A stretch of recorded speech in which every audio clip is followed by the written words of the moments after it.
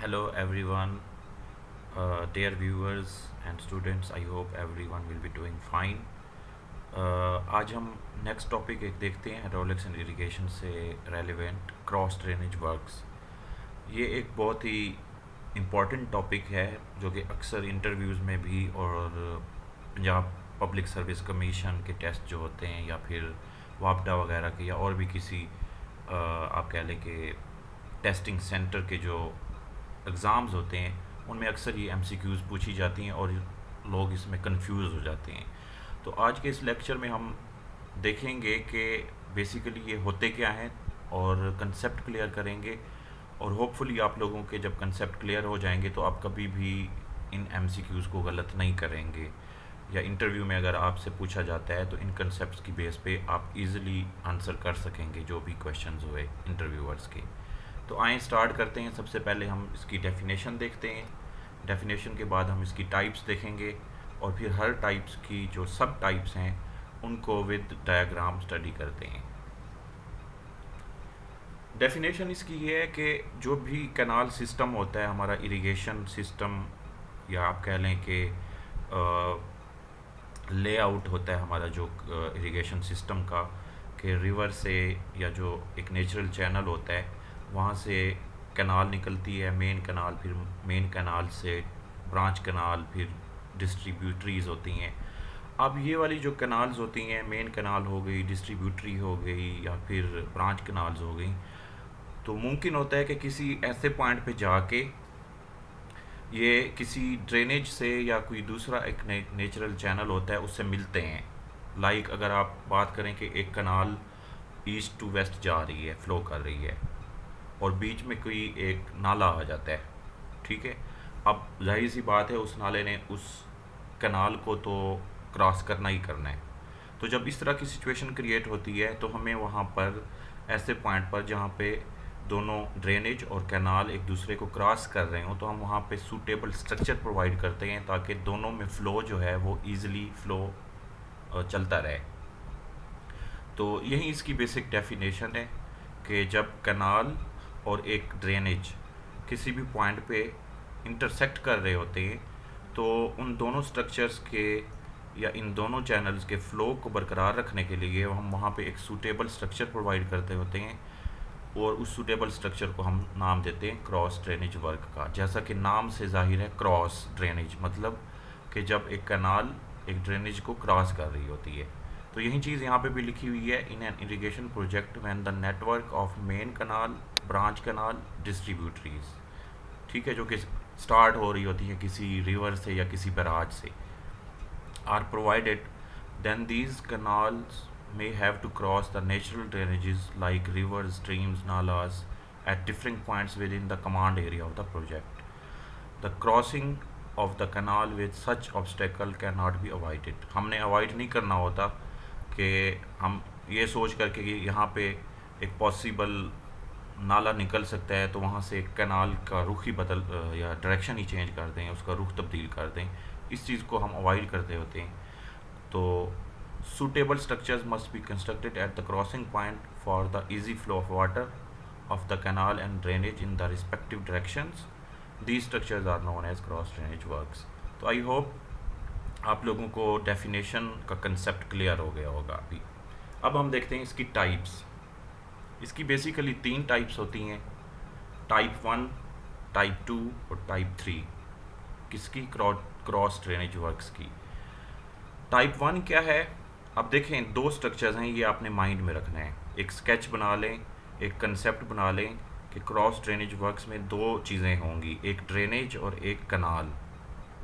Drainage में जो पानी फ्लो कर रहा होता है उसका हाई फ्लड लेवल होता है, HFL उसे कहते हैं, ये भी आपने माइंड में रख लेना है। और जो कनाल होती है, कनाल में वाटर सप्लाई होती है, तो वाटर सप्लाई का हम फुल सप्लाई लेवल FSL देखते हैं। ये 2 चीज़ें आपने माइंड में रखनी है। अब जैसा कि मैंने अभी बताया है कि 2 चीज़ें हैं, ड्रेनेज और कैनाल। अब ये टाइप्स इन्हीं 2 की बेस पे बनी हुई है। एक में क्या होगा, ड्रेनेज ऊपर होगी और कैनाल नीचे होगी, और दूसरी में कैनाल ऊपर होगी और ड्रेनेज नीचे होगी, और तीसरी में दोनों जो हैं वो सेम लेवल पे क्रॉस करेंगे। अब अगर सिचुएशन इस तरह की हो कि आपका जो इरिगेशन कैनाल है वो ड्रेनेज के ऊपर से पास कर रही हो, जैसा कि ये डेफिनेशन में लिखा हुआ है, irrigation canal passes over the drainage. तो इसे हम टाइप 1 क्रॉस ड्रेनेज वर्क्स का कहते हैं। और इसकी फिर फर्दर दो टाइप्स होती हैं, एक्वीडक्ट और साइफन एक्वीडक्ट। ये अभी हम नेक्स्ट स्लाइड्स में इनको डिटेल में स्टडी करते हैं, और यही चीज़ें होती हैं, यही कम्बिनेशंस होते हैं इन स्ट्रक्चर्स के या इन क्रॉस ड्रेनेज वर्क्स के, जो अक्सर एमसीक्यूज़ में पूछे जाते हैं और आवाम गलत कर आती है। अच्छा, सेकंड जो पॉसिबिलिटी है वो ये कि ड्रेनेज ऊपर होगी और कनाल नीचे होगी। वही चीज़ लिखी हुई है टाइप 2 में, drainage passes over the irrigation canal, इसे टाइप 2 कहते हैं। और इसकी फर्दर दो टाइप्स हैं, super passage, siphon super passage, और कनाल साइफन इसे कहते होते हैं। और थर्ड जो पॉसिबिलिटी है वो यही है कि दोनों स्ट्रक्चर्स या दोनों चीज़ें, ड्रेनेज और कनाल, सेम लेवल पे इंटरसेक्ट करते हैं। और इसकी दो जो टाइप्स हैं, सब टाइप्स, वो लेवल क्रॉसिंग और इनलेट आउटलेट। तो आए हम इन टाइप्स को और इनकी सब टाइप्स को वन बाय वन स्टडी करते हैं, ताकि आप लोगों के कंसेप्ट क्लियर हो जाएं, और एमसीक्यूज़ में अगर आप लोगों को इनका कोई कम्बिनेशन पूछा जाता है तो आप इजीली अटेम्प्ट कर सकें। सबसे पहले हम देखते हैं टाइप 1, वही कि इसमें कैनाल होगी ऊपर और ड्रेनेज उसके नीचे। और एक चीज़ और जो मैंने आपको बताई थी कि कैनाल का फुल सप्लाई लेवल होता है और ड्रेनेज का हाई फ्लड लेवल होता है। ये चीज़ आपने माइंड में रख ली है। अब हम देखते हैं कि एक्वीडक्ट क्या होती है। सिंपल सी चीज़ है, कैनाल ऊपर है, ड्रेनेज नीचे पास हो रही है, जैसा कि ये डेफिनेशन है। अब ड्रेनेज का, जैसे मैंने बताया है, हाई फ्लड लेवल होता है। ड्रेनेज का हाई फ्लड लेवल अगर कैनाल के बेड से नीचे हो, ये देखें अगर आप यहाँ पे गैप नज़र आ रहा है, मतलब यहाँ पे जो पानी है वो फ्री फॉल या under the force of gravity move कर रहा है। तो अगर इस तरह की सिचुएशन हो कि कैनाल का जो बेड है वो उसमें, और जो high flood level of stream है उसमें डिस्टेंस हो, या आप ये कह लें कि high flood level of drain, canal का जो बेड लेवल होता है या जो कैनाल की ये ट्रफ स्लैब होती है उसके बॉटम से काफ़ी नीचे हो और पानी under the force of gravity move कर रहा हो, तो ये एक्वीडक्ट होती है। तो यही चीज़ डेफिनेशन में लिखी हुई है, this structure is suitable when bed level of canal is above the highest flood level of drainage. In this case the drainage water passes clearly below the canal under the force of gravity. तो एक combination ये हो गया, इसे हमने नाम दे दिया एक्वीडक्ट। अब इसका हम अगर उलट कर लें तो वो साइफन एक्वीडक्ट बन जाती है। तो टाइप 2 हम देखते हैं, साइफन एक्वीडक्ट, सॉरी टाइप 1 का सेकंड जो टाइप है, सब टाइप साइफन एक्वीडक्ट। इसमें अगर आप देखें वही सिनेरियो वही है कि कैनाल ऊपर है और ड्रेनेज नीचे है, लेकिन इस बारी जो high flood level of canal है वो बॉटम जो था ट्रफ स्लैब कैनाल का, उससे, या फिर आप कह लें कि बेड लेवल ऑफ कैनाल से काफ़ी ऊपर है, ये देखें। और पानी जब यहाँ से मूव करेगा तो वो अंडर प्रेशर मूव करेगा, या पाइप फ्लो के थ्रू, या इस प्रोसेस को हम कहते होते हैं साइफोनिक एक्शन।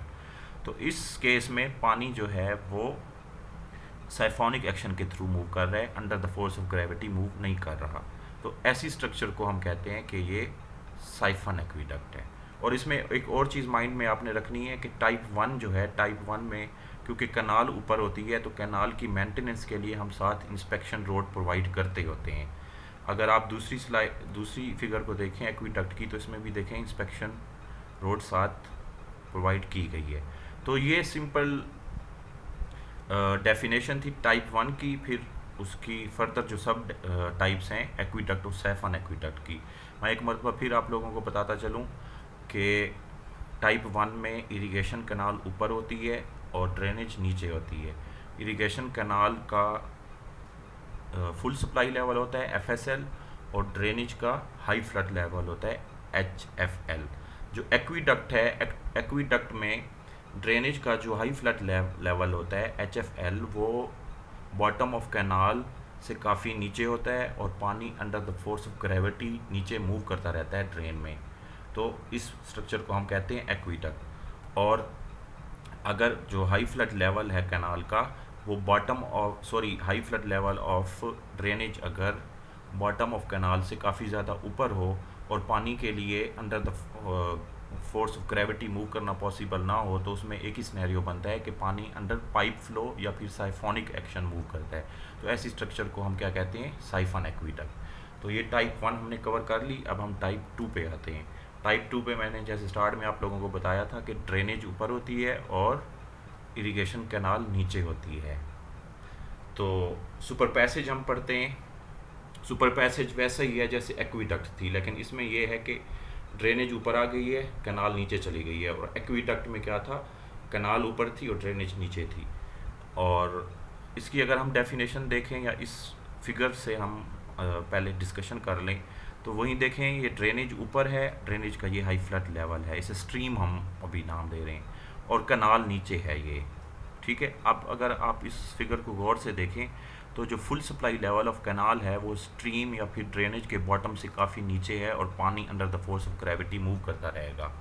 तो ये इसकी बेसिक डेफिनेशन है कि जब आपकी ड्रेनेज ऊपर हो और कैनाल नीचे हो, लेकिन कैनाल का फुल सप्लाई लेवल ड्रेनेज के बॉटम से काफ़ी नीचे हो और पानी under the force of gravity free fall या इजीली पास करता रहे या फ्लो करता रहे नीचे से, तो ऐसी स्ट्रक्चर को हम सुपर पैसेज कहते होते हैं।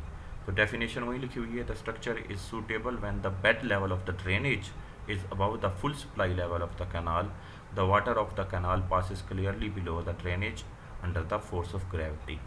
अब इसको थोड़ा अगर आप अपोजिट कर लें तो वो आपकी, और इस तरह का सिनेरियो बना लें कि पानी under the force of gravity move ना कर सके बल्कि under the siphonic action move कर रहे, तो वो फिर हमारी नेक्स्ट सब टाइप ऑफ टाइप 2 हो जाएगी, साइफन सुपर पैसेज। तो यहाँ पे अगर आप इस फिगर को गौर से देखें, ये सेम वही सिनेरियो है कि ड्रेनेज ऊपर है और कैनाल नीचे है, लेकिन कैनाल का full supply level bottom of drainage से काफ़ी ऊपर है, तो पानी under the siphonic action move कर रहा है बजाय ग्रेविटी फोर्स के। तो यही डेफिनेशन है इसकी कि this structure is suitable when the bed level of drainage is below the full supply level of canal, the water of canal cannot pass clearly below the drainage, it flows under the siphonic action। और इसमें और पिछली type 1 और type 2 में एक तो difference था कि दोनों स्ट्रक्चर्स एक दूसरे को अल्टर कर गई हैं, मतलब उनका जो टाइप ऑफ क्रॉसिंग है वो अल्टर कर गई थी।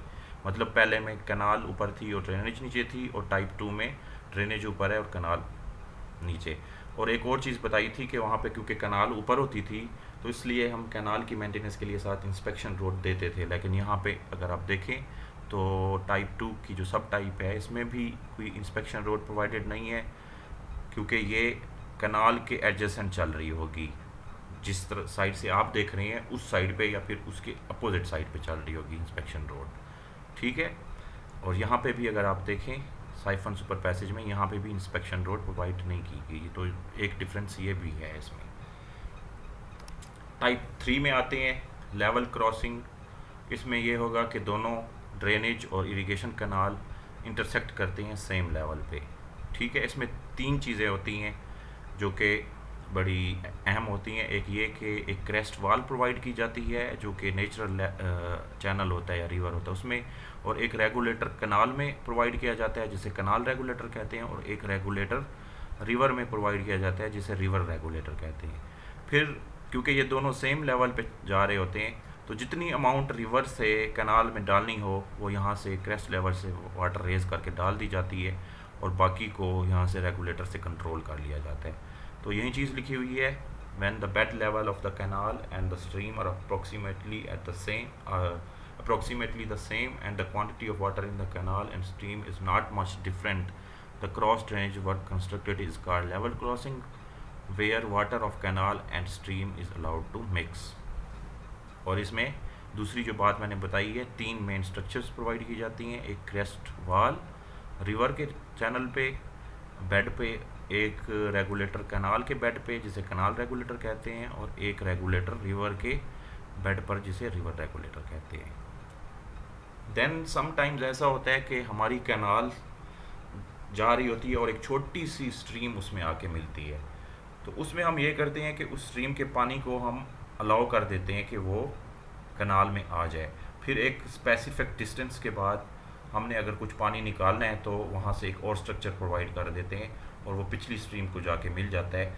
तो ऐसी स्ट्रक्चर्स को या इस टाइप की जो सब टाइप है इन्हें इनलेट या आउटलेट कहते हैं। अगर आप फिगर देखें, ये कनाल आ रही है और यहाँ से एक छोटी सी स्ट्रीम एंटर हुई है, तो हमने इसे अलाउ किया है थ्रू अ स्मॉल स्ट्रक्चर जिसे इनलेट का नाम दे दिया है। फिर ये पानी इसमें फ़्लो होता गया है।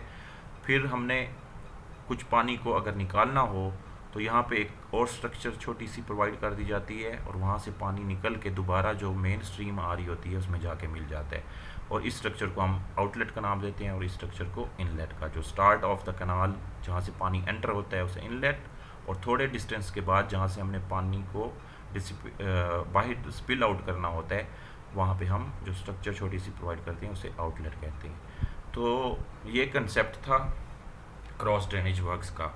आई होप जब आप फिगर्स को देख के इनकी डेफिनेशंस देखेंगे और इनको आपस में कंपेयर अप करेंगे तो होपफुली आपकी आइंदा से कोई भी एमसीक्यू गलत नहीं होगी, और इंटरव्यूज़ में भी अगर आप लोगों से इस तरह का कोई क्वेश्चन होता है तो आप उन्हें ईज़िली आंसर कर सकेंगे। Thank you so much.